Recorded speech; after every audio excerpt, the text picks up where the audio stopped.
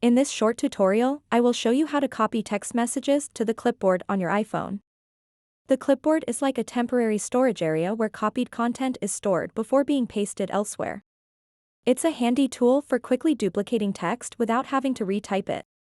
To get started, open up the Messages app on your iPhone, and then tap and select the conversation containing the text message that you want to copy to the clipboard. After that, tap and hold the message. And then tap, Copy. That text message is now copied to the clipboard. You can now exit the Messages app, open up any other app, and paste it there. To paste the text, tap the text field. Then tap on it again, and then tap, Paste. It's important to note that the clipboard on an iPhone only stores one thing at a time. So if you copy something else, the previous item will be replaced. Make sure to paste the copied text before copying something new so you don't lose it. So that wraps up this tutorial.